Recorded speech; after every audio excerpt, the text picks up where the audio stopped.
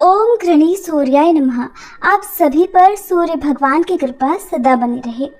आज आप ज्येष्ठ मास महात्म्य की कथा सुनने से पहले धर्मराज जी की कथा सुनेंगे। धर्मराज जी की कथा सुनने से भक्तों को नरक का द्वार नहीं देखना पड़ता और ऐसे भक्तों पर सदा धर्मराज जी की कृपा भी बनी रहती है।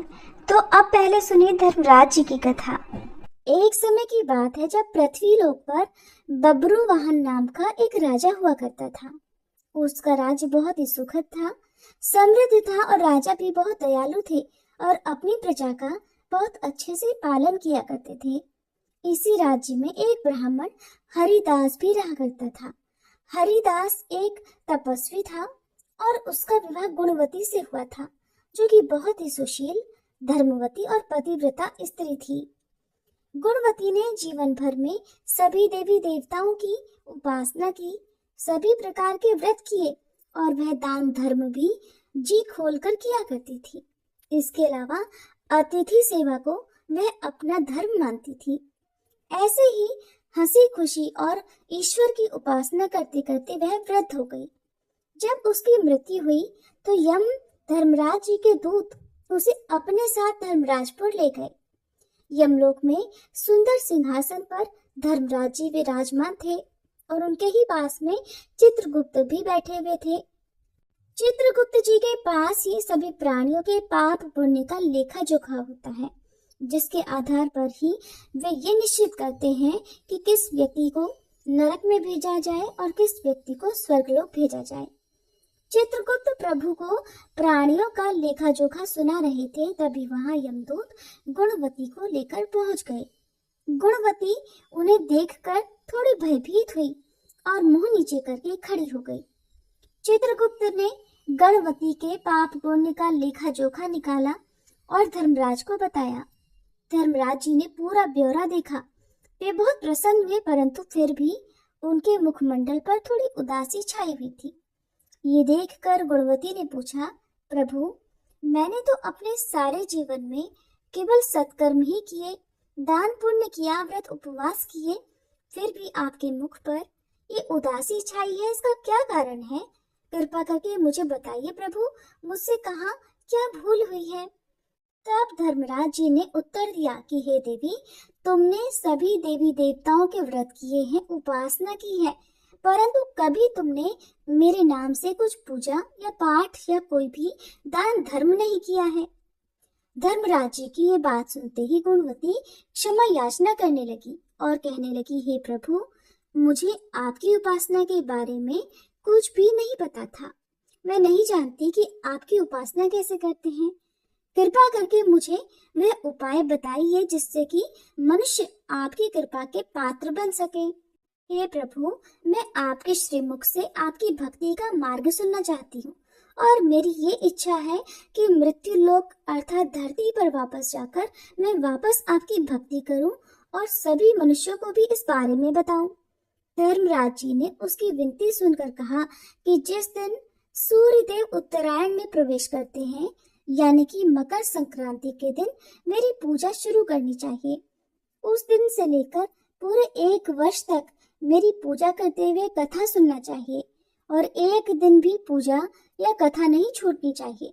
साथ ही पूजा करने वाले व्यक्ति को धर्म के इन 10 नियमों का भी पालन करना चाहिए।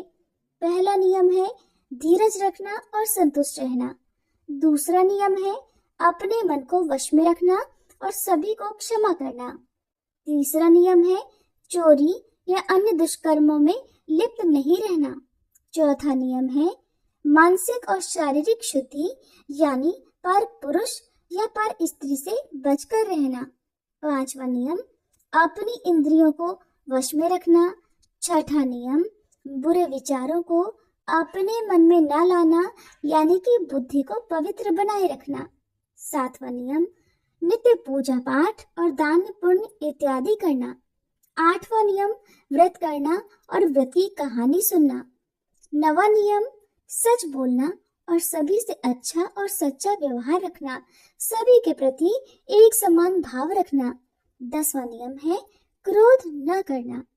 देवी, धर्म के इन सभी 10 लक्षणों का पालन करते हुए पूरे 1 वर्ष तक मेरी कथा नियम से सुने, दान पुण्य और परोपकार करें और अगली मकर संक्रांति पर इस व्रत का उद्यापन करें। अपने सामर्थ्य से मेरी एक मूर्ति बनाकर विधि विधान से प्राण प्रतिष्ठा करवाकर हवन पूजन करें और साथ ही चित्रगुप्त जी की भी पूजा करें और काले तिल के लड्डू का भोग लगाएं, ब्राह्मण भोज कराएं और बांस की टोकरी में 5 सेर अनाज का दान करें। इसके अलावा गरीब या जरूरतमंद व्यक्ति को गद्दा, तकिया, कंबल, लोटा या वस्त्र आदि का दान करें। हो सके तो गौ दान करें। धर्मराज जी से व्रत की पूरी कथा, पूरा विधान सुनकर गुणवती ने फिर से धर्मराज जी से प्रार्थना की और कहा, हे प्रभु, आप एक बार फिर से मुझे धरती लोक पर वापस भेजने की कृपा कीजिए ताकि मैं भी धरती लोक पर इस व्रत का प्रचार प्रसार कर सकूं। तब धर्मराज जी ने अपनी सहमति दे दी। धरती लोक पर गुणवती पुनः जीवित हो उठी। ये देखकर उसके परिजन बहुत प्रसन्न हुए। तब गुणवती ने धर्मराज जी से हुए वार्तालाप के बारे में अपने पतिदेव को बताया और कहा कि हम ये व्रत अवश्य करेंगे और धर्म के नियमों का पालन भी करेंगे। मकर संक्रांति आते ही गुणवती और उसके पति ने व्रत शुरू कर दिया और पूरे 1 वर्ष के बाद इसका उद्यापन किया। इस व्रत के प्रभाव से उन पर धर्मराज जी की कृपा हुई और उन्हें मोक्ष की प्राप्ति हुई। ये थी धर्मराज जी की कथा। कथा सुनने के बाद सभी को प्रेम से बोलना चाहिए, धर्मराज जी की जय, चित्रगुप्त महाराज जी की जय। अब सुनिए ज्येष्ठ मास महात्म्य की आज की कथा। राजा शतानीक ने कहा, हे मुने, आप भगवान सूर्य नारायण के प्रभाव का और भी वर्णन कीजिए, क्योंकि हे प्रभु, आपकी अमृतमयी वाणी सुन सुनकर मुझे तृप्ति नहीं हो रही है। तब सुमंतु जी ने कहा, हे राजन, इस विषय में शंख और द्विज का जो संवाद हुआ है उसे अब आप सुनिए, जिसे सुनकर मानव संपूर्ण पापों से मुक्त हो जाता है। एक अत्यंत रमणीय आश्रम था जिसमें सभी वृक्ष फलों के भार से झुक रहे थे। कहीं मृग अपनी सींगों से परस्पर एक दूसरे के शरीर में खुजला रहे थे, तो किसी दिशा में मयूरों का नृत्य और भ्रमरों की मधुर ध्वनि का गुंजार हो रहा था। ऐसे मनोहारी आश्रम में अनेक तपस्वियों से सेवित भगवान सूर्य के अनन्य भक्त शंख नाम के एक मुनि रहते थे। एक बार भोजक कुमारों ने मुनि के समीप जाकर विनय पूर्वक अभिवादन कर निवेदन किया कि हे महाराज, वेदों के विषय में हमें संदेह है, कृपया आप उसका निवारण कीजिए। उन विनयी भोजकों की इस प्रार्थना को सुनकर प्रसन्न हुए शंख मुनि उन सभी को वेदाध्ययन कराने लगे। एक दिन वे सभी कुमार वेद का अध्ययन कर रहे थे कि उसी समय एक परम तपस्वी द्विज नाम के एक श्रेष्ठ मुनि वहां आ पहुंचे। अमित तेजस्वी उन शंख मुनि ने उनकी विधिवत अर्चना की और उन्हें आसन पर विराजमान कराया। उन कुमारों ने भी उनकी वंदना की, जिससे द्विज बहुत प्रसन्न हुए। तब शंख मुनि उन भोजक कुमारों से इस प्रकार कहने लगे कि शिष्ट पुरुषों के आगमन से अन्याय होता है, अतः तुम सब इस समय अपना अध्ययन समाप्त करो। ये सुनते ही कुमारों ने अपने अपने ग्रंथ बंद कर दिए। द्विज ने शंख मुनि से पूछा कि ये बालक कौन है और क्या पढ़ रहे हैं। तब शंख मुनि कहने लगे कि महाराज, ये भोजक कुमार हैं। सूत्र और कल्प के साथ चारों वेद, सूर्य नारायण के पूजन और हवन का विधान, प्रतिष्ठा विधि, रथ यात्रा की रीति तथा सप्तमी तिथि के कल्प का ये अध्ययन कर रहे हैं। द्विज ने फिर से पूछा, हे मुने, सप्तमी व्रत का क्या विधान है और भगवान सूर्य के अर्चन की क्या विधि है? सूर्य मंदिर में गंध पुष्प दीप आदि देने से क्या फल प्राप्त होता है? किस व्रत नियम और दान से भगवान सूर्य नारायण प्रसन्न होते हैं?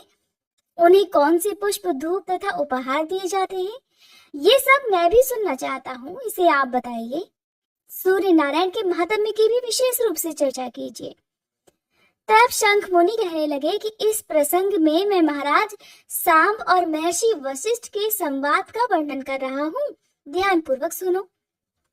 एक बार सांब महर्षि वशिष्ठ जी के पवित्र आश्रम में गए। वहां जाकर उन्होंने नियतात्मा वशिष्ठ जी के चरणों में प्रणाम किया और हाथ जोड़कर विनीत भाव से खड़े हो गए।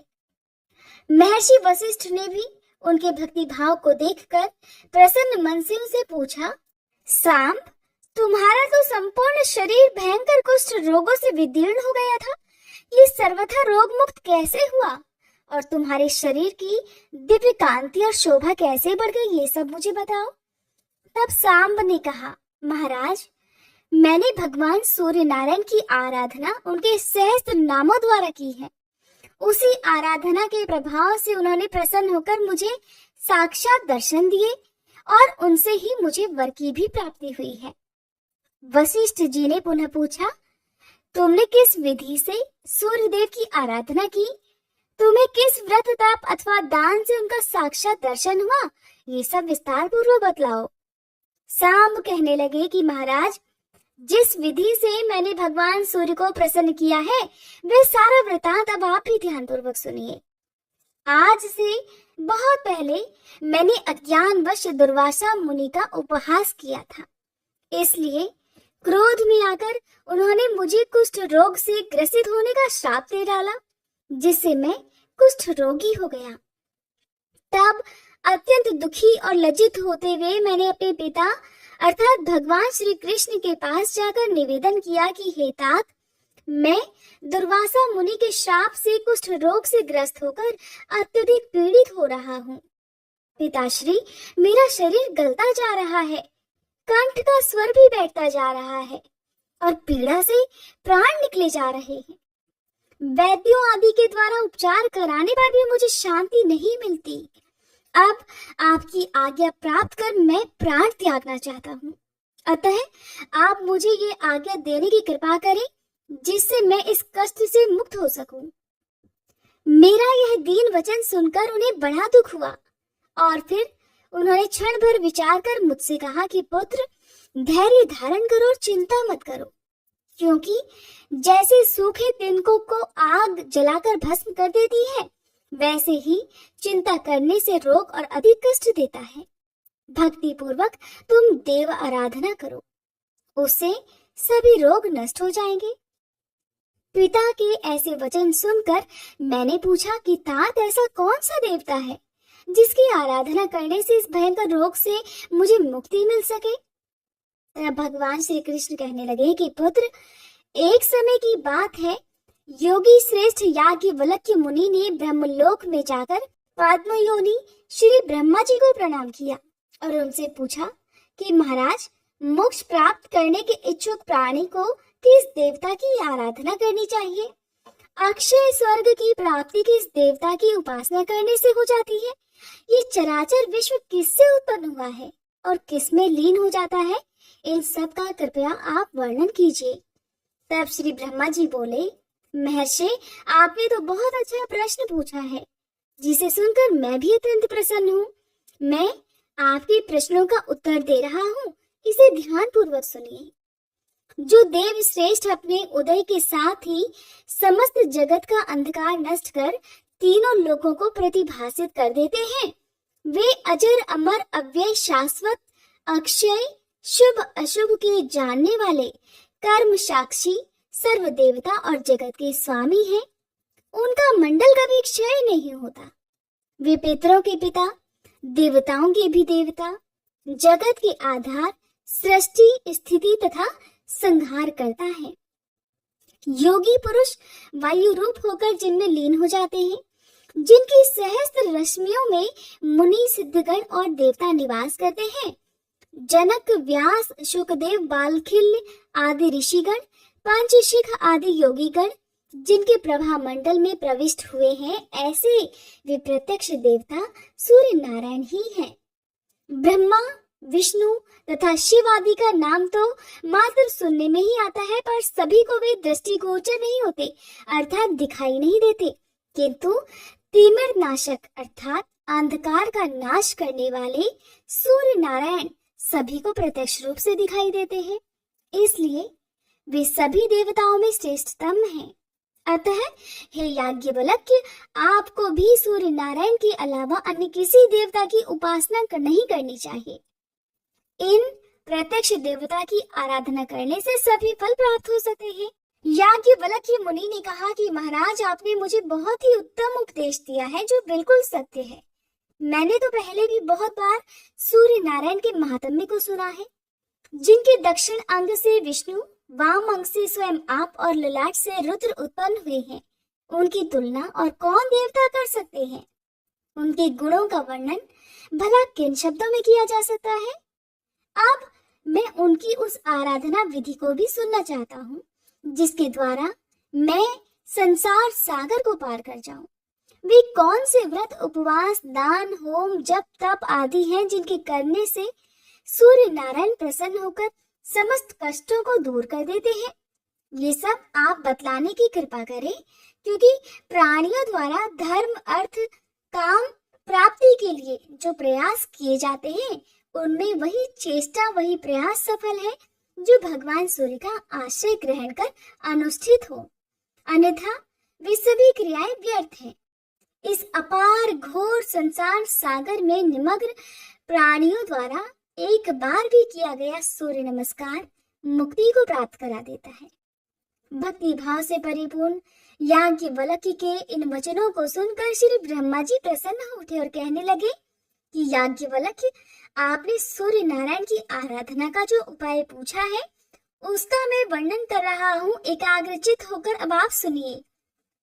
श्री ब्रह्मा जी बोले, आदि और अंत से रहित सर्वव्याप्त पर ब्रह्म अपनी लीला से प्रकृति पुरुष रूप धारण करके संसार को उत्पन्न करने वाले, अक्षर सृष्टि रचना के समय ब्रह्मा, पालन के समय विष्णु और संहार काल में रुद्र का रूप धारण करने वाले सर्वदेवमय पूज्य भगवान सूर्य नारायण ही हैं। अब मैं भेदा भेद स्वरूप उन भगवान सूर्य को प्रणाम करके उनकी आराधना का वर्णन करूंगा। वह अत्यंत गुप्त है, जिसे प्रसन्न होकर भगवान भास्कर ने मुझसे कहा था। श्री ब्रह्मा जी फिर से कहने लगे कि याज्ञवल्क्य, एक बार मैंने भगवान सूर्य नारायण की स्तुति की थी। उस स्तुति से प्रसन्न होकर वे प्रत्यक्ष प्रकट हुए। तब मैंने उनसे पूछा कि महाराज, वेद वेदांगों में और पुराणों में आपका ही प्रतिपादन हुआ है। आप शाश्वत, अज तथा पर ब्रह्म स्वरूप है। ये जगत आप में ही स्थित है। गृहस्थ आश्रम जिनका मूल है, ऐसे वे चारों आश्रमों वाले रात दिन आपकी अनेक मूर्तियों का पूजन करते हैं। आप ही सबके माता पिता और पूज्य हैं। आप किस देवता का ध्यान और पूजन करते हैं, मैं इसे नहीं समझ पा रहा हूँ।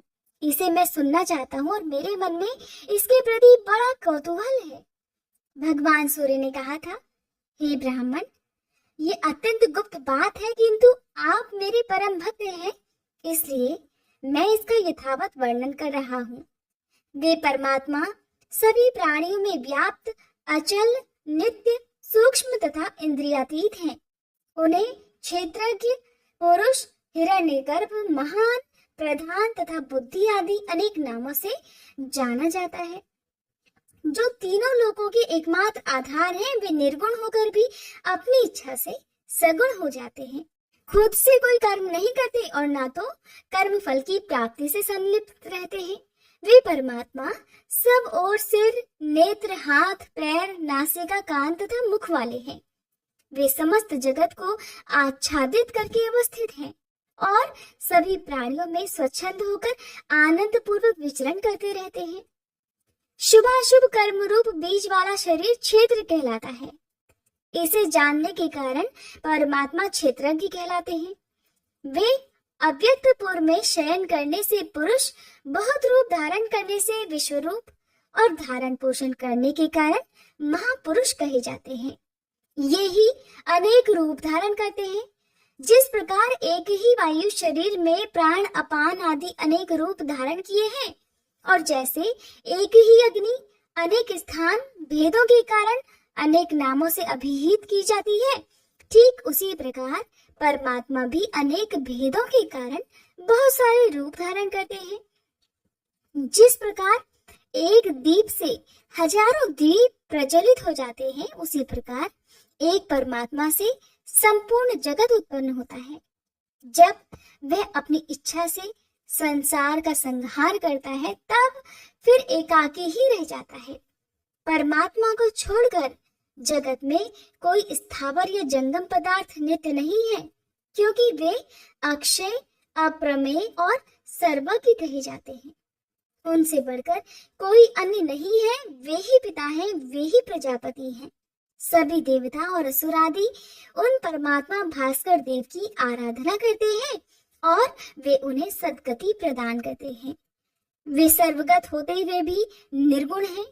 उसी आत्मस्वरूप परमेश्वर का मैं ध्यान करता हूँ तथा सूर्य रूप अपने आत्मा का ही पूजन करता हूँ। हे याज्ञवल्क्य मुने, भगवान सूर्य ने स्वयं ही ये सारी बातें मुझसे कही थी। हरे कृष्णा। आज की कथा समाप्त हुई। इसके आगे का वृतांत जानने के लिए, जिसमें सूर्य देवता से संबंधित बहुत सारी रोचक बातें हैं, जैसे कि सूर्य देव के मंदिर में साफ सफाई करने से क्या फल प्राप्त होता है, और भी बहुत सारी बातें, यदि आप जानना चाहते हो तो अगली वीडियो को अनुसार जरूर कीजिएगा। वीडियो पसंद आई हो तो लाइक करना मत भूलिएगा।